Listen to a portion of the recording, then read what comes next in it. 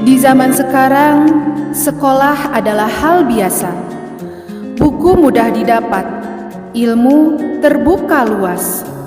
Namun, pernahkah kita bertanya, siapa yang membuka jalan itu? Aduh, tugas lagi, sekolah lagi, capek banget.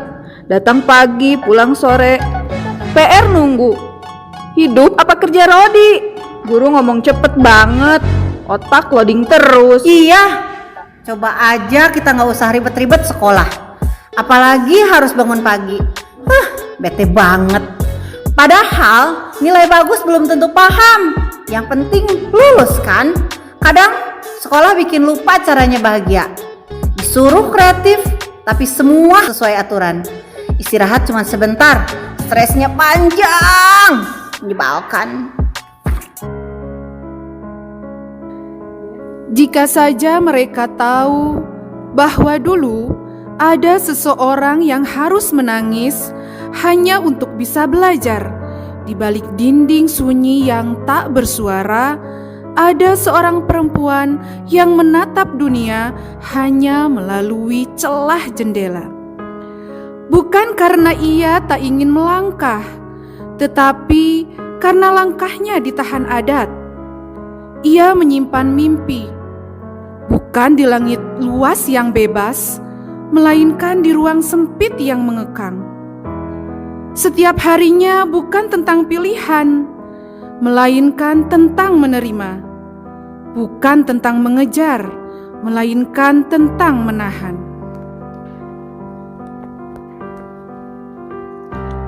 Aku ini manusia atau sekedar bayangan di balik dinding rumah. Sejak kecil, aku diajari membaca, diajari berpikir. Tapi ketika pikiranku mulai tumbuh, langkahku justru dikurung. Apa gunanya aku mengenal dunia lewat buku kalau kakiku tak pernah diizinkan menyentuhnya? Mengapa aku harus dipingi tak boleh keluar rumah? Bahkan menginjak usiaku remaja, aku harus dinikahkan dengan lelaki yang tak kucintai. Istri yang kesekian? Kenapa aku tak bisa bebas memilih jalan hidupku, meraih cita-cita tanpa batas? Apa karena aku perempuan? Apa salahku hingga kebebasanku dipotong sebelum sempat mekar? Jendela ini menjadi satu-satunya mataku melihat dunia. Kalian bilang ini demi kehormatan. Tapi kehormatan macam apa yang memenjarakan mimpi? Aku ingin belajar. Aku ingin tahu. Aku ingin menjadi lebih dari sekedar nama yang akan disandingkan dengan seorang suami yang bahkan belum ku kenal. Mengapa hidupku sudah ditentukan? Padahal aku belum sempat memilih. Hari-hariku diisi diam. Harapanku dipaksa tenggelam. Dan suaraku dianggap terlalu berani untuk didengar. Tidak, aku mungkin dikurung tubuhnya, tapi pikiranku tidak akan pernah bisa kalian penjarakan. Sudahlah Kartini, mau bagaimana lagi? Memang dari dulu aturannya begitu. Kita ini perempuan, jalan hidup kita sudah digariskan sejak lahir. Dipingit, dijaga, lalu dinikahkan. Itu sudah biasa. Aku juga ingin seperti mereka, melihat dunia luar, belajar lebih tinggi, merasakan bebas tanpa batas. Tapi, apa kita bisa melawan semua ini? Kadang aku lelah berharap, Kartini. Semakin kita bermimpi tinggi, semakin terasa sakit saat disadarkan bahwa kita tak boleh mencapainya. Aku memilih untuk tidak terluka lebih dalam.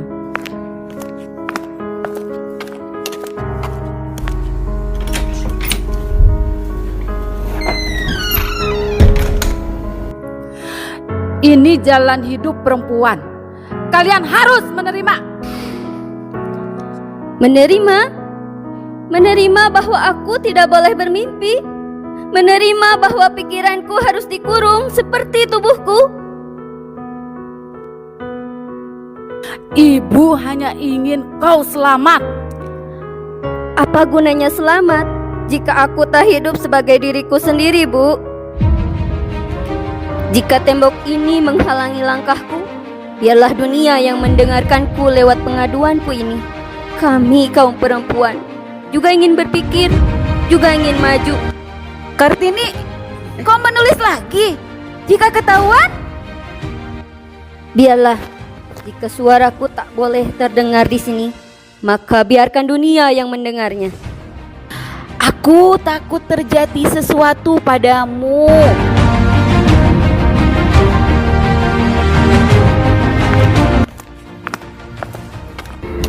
Hai, Kartini. Suratmu sudah sampai di Belanda.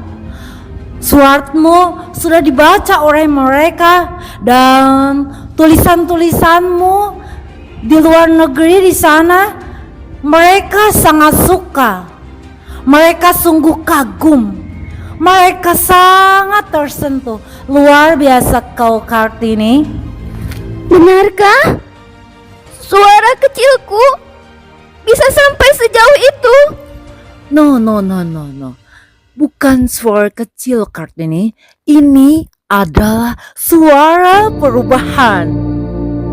Kalau begitu, aku tidak boleh berhenti. Selama masih ada perempuan yang tidak bisa belajar, selama itu pula aku akan menulis. Jika aku harus melawan dalam diam, aku akan melawan. Jika aku harus menangis, aku akan tetap menulis. Karena suatu hari nanti, perempuan akan berdiri sejajar tanpa rasa takut. Kartini, jangan melawan adat. Ayah, apakah salah jika aku ingin pintar? Apakah salah jika aku ingin perempuan dihargai? Bukan hanya diam di rumah. Ayah terikat oleh aturan. Dan aku terikat oleh ketidakadilan. Jika tubuhku harus dipenjara, maka biarkan pikiranku bebas terbang. Aku tidak ingin hidup hanya sebagai bayangan. Aku ingin menjadi cahaya. Aku ingin perempuan lain tidak merasakan gelap seperti ini. Ayah, aku sudah membuat proposal pengajuan beasiswa untuk sekolah di Belanda. Mohon kiranya ayah mengizinkanku. Kau jangan membuat ayah lebih susah. Kau turuti saja aturannya, jangan melawan. Biarlah kakakmu yang bersekolah di sana. Besok lusa akan datang Bupati Rembang, Raden Adipati Jayodiningrat. Beliau akan meminangmu menjadi istri keempat. Apa yang harus aku syukuri dari seorang laki-laki yang sudah memiliki 3 istri, ayah? Diam, Kartini. Masih mending yang meminangmu adalah seorang bupati, bukan seorang camat. Kamu jangan membuat kecewa ayah. Apa jadinya jika seorang bupati kamu tolak lamarannya? Itu akan mempermalukan keluarga kita. Baik, aku akan menerima pinangannya. Tapi ada 3 syarat yang harus dipenuhi. Aku melihat kegagalan kakak perempuanku yang menikah dengan pejabat. Aku tak mau seperti itu. Syarat yang pertama, aku tak mau dikurung oleh aturan adat. Kedua, aku ingin suamiku mendukung dan membantuku untuk mewujudkan cita-citaku mempunyai sekolah, agar semua perempuan dan orang tidak mampu bisa bersekolah. Ketiga, aku ingin ibu kandungku pindah ke rumah utama, tidak di rumah belakang bareng dengan para pembantu. Dan aku ingin kalian semua memperlakukan ibu kandungku lebih baik dan terhormat. Baiklah, kamu tulis semua syaratmu. Ayah akan mengabulkan syarat ketiga. Kita lihat apakah Bupati Rembang menyetujui kedua syaratnya. Dan pada akhirnya, waktu pun tiba pada persimpangan takdir. Di balik tembok adat yang kokoh, harapan kecil itu tak padam. Ia justru tumbuh, perlahan namun pasti. Sang Bupati Rembang, Raden Adipati Djoyo-Diningrat, yang semula berdiri di antara tradisi dan perubahan, akhirnya memilih untuk mendengar. Ia bukan hanya melihat seorang perempuan, tetapi jiwa yang menyala. Jiwa yang bernama Raden Ajeng Kartini. Syarat itu bukan sekedar permintaan. Ia adalah doa. Ia adalah perjuangan. Ia adalah mimpi bagi banyak perempuan yang terkungkung dalam sunyi.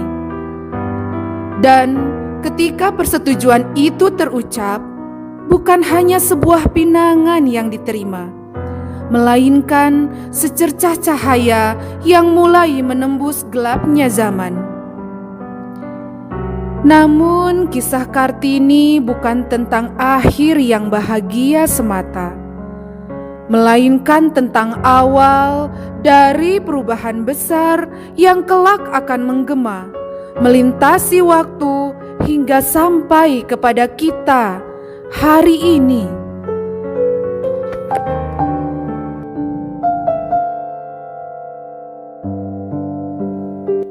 Dia berjuang sampai seperti itu, sedangkan aku malah mengeluh. Kita harus benar-benar berubah. Ya, kita harus melanjutkan perjuangannya.